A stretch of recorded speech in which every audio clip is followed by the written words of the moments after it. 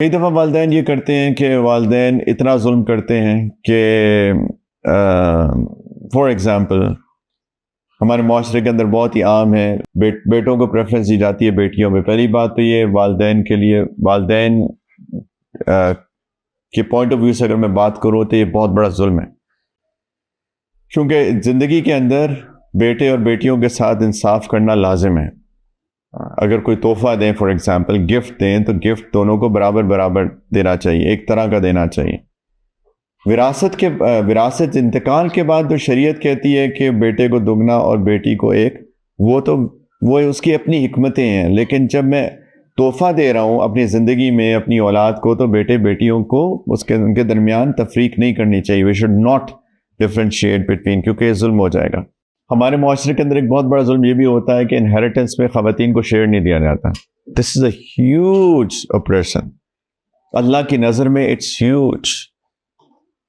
وَتَأْكُلُونَ التُّرَاثَ أَكْلًا لَمًّا وَتُحِبُّونَ الْمَالَ حُبًّا جَمًّا. اللہ تعالیٰ فرماتے تو وراثت کا مال کھا جاتے ہو سارا، تو مال کی اتنی شدید محبت ہے. آگے پڑھ کے دیکھیے. كَلَّا إِذَا دُكَّتِ الْأَرْضُ دَكًّا دَكًّا وَجَاءَ رَبُّكَ وَالْمَلَكُ صَفًّا صَفًّا. اللہ تعالیٰ یاد کراتے ہیں اس دن کو جب تمہارا رب آئے گا حساب لینے. کس چیز کے لیے؟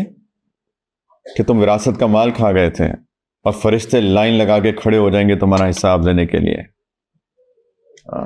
وَجِیَ یَوْمَئِذٍ بِجَہَنَّمَ، جہنم کو لایا جائے گا. یَوْمَئِذٍ یَتَذَکَّرُ الْإِنسان، اس دن انسان کو یاد آئے گا. وَأَنَّىٰ لَهُ الذِّکْرَىٰ، آج سمجھ میں آنے کا کیا فائدہ. اتنی شدت ہے اس کے اندر. تو یہ بہت عام ہوتا ہے کہ خواتین کو وراثت میں حصہ نہیں دیا جاتا. خواتین کو چاہیے کہ وہ اپنا وراثت کا حصہ مانگیں. They must. ہمارے معاشرے میں یہ بھی ہوتا ہے، یہ دیکھو کتنی روڈ ہے کہ یہ اپنا حصہ مانگ رہی ہے. She is not rude, she is claiming her rights. مانگنا چاہیے. جب تک لوگ مانگیں گے نہیں، ان مردوں کو عقل کیسے آئے گی؟ ان کو کیسے عقل آئے گی؟ یعنی اتنے ظالم لوگ ہیں.